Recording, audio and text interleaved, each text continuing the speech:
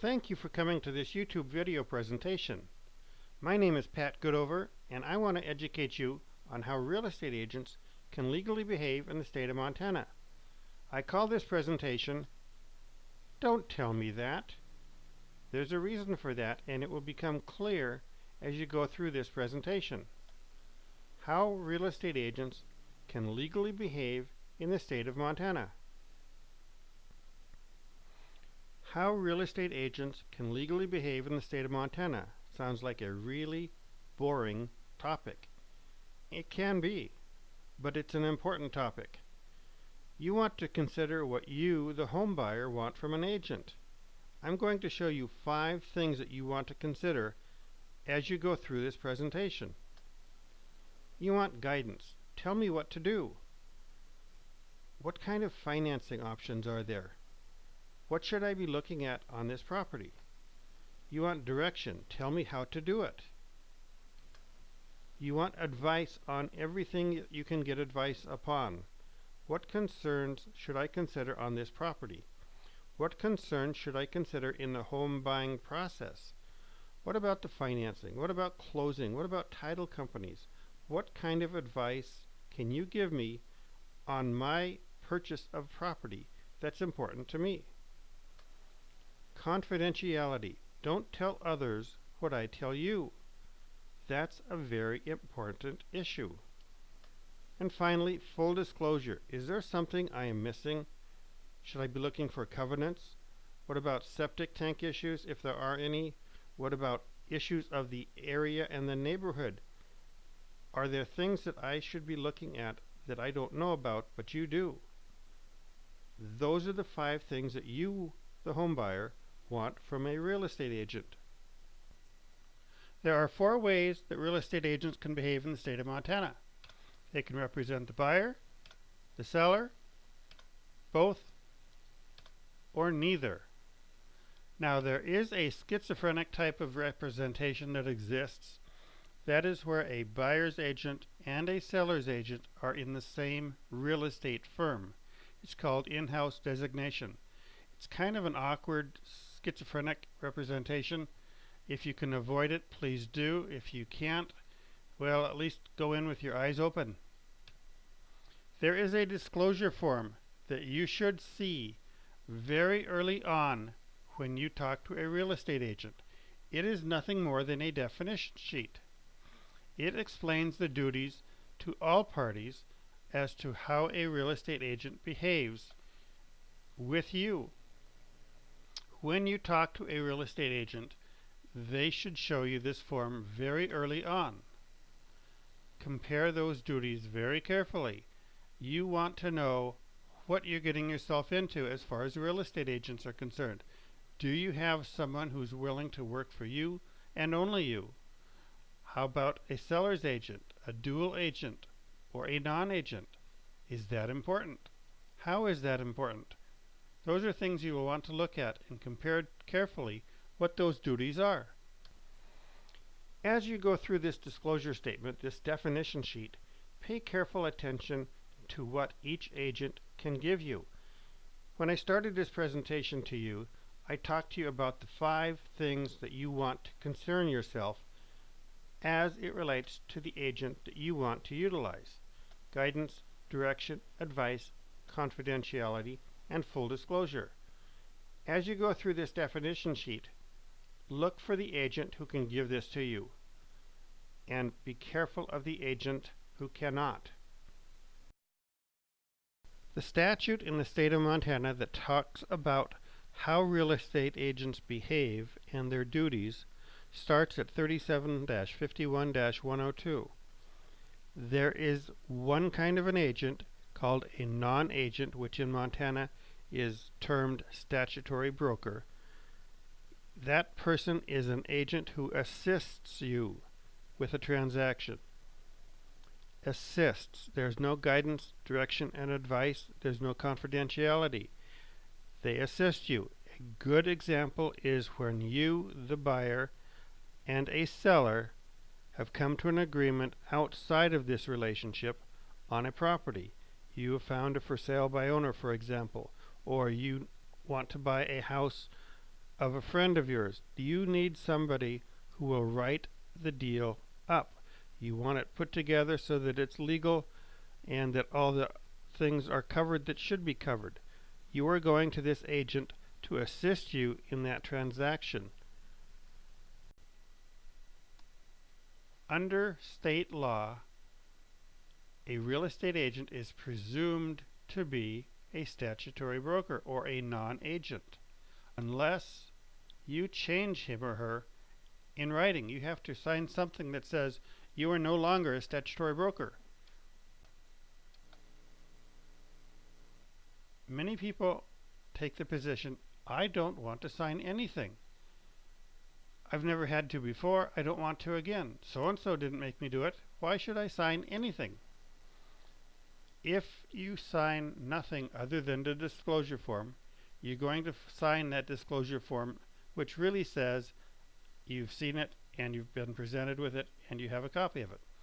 But if you sign nothing else, you will be working with a non-agent. That is an order taker. What are the duties of this order taker, this non-agent, this statutory broker? They are outlined in that statute. Remember what you want from an agent. We talked about it earlier. You want guidance, advice, direction, confidentiality, and full disclosure. How does that compare with what you get from a non-agent? The answer is none of these. You get none of these from a non-agent, from a statutory broker. A seller's agent is obligated to act solely, completely, and 100% for and on behalf of the seller. That's what the statute says. Obey promptly and efficiently any lawful instructions of the seller. Disclose to the seller anything including confidences and motivation of you, the buyer. And safeguard the seller's confidences. All real estate agents are required to disclose adverse material facts. The seller's agent is no different from that. Except, look at this clarification. The seller's agent is not required to verify any statements made by the seller. For example, you ask if the foundation leaks. The seller says no.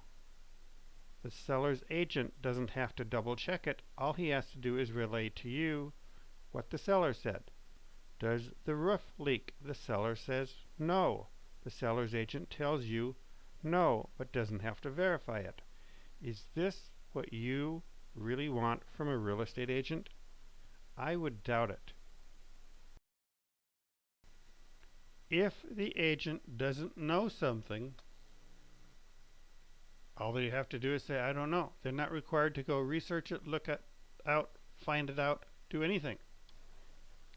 When you're dealing with a seller's agent, what about these 5 things that you want from an agent? The guidance, direction, advice, confidentiality, and full disclosure. What do you get with a seller's agent as relates to these 5 items? The seller's agent can't give you any guidance, direction, or advice that could be contrary to the needs, wants, and desires of that seller. That seller's agent has been hired to work for and on behalf of that seller. That's what they're supposed to do. They're not hired to work for and on behalf of you, the buyer. There is no duty of confidentiality. Even if you say, please keep this confidential, they cannot and will not and should not do so. Let's go over some questions that you might ask a seller's agent. What will the seller take? A seller's agent is going to say, it's listed for this amount, that's what the seller will take. How long has this been listed? Seller's agent cannot answer that question because it may have some effect on the motivation. What should I offer? You're asking an agent who is not your agent to tell you what you should offer. Not a good idea. You say to that agent, I would pay $120,000 because that's what the guy wants, but I want to start at $110,000 just to see how motivated they are. The seller's agent will then go to the seller and say, I have an offer of $110,000, but the buyer is willing to pay $120,000. Let's counter at full price. The third way a real estate agent can behave is as a buyer's agent. That requires that you do something in writing. That's what the statute says. You, the buyer, have to do something in writing. That will allow that agent to act solely on behalf of you, the buyer. It's a two-way street. You have to sign a document. He has to sign a document. You have to agree to work with that person, and that person has to agree to work with you.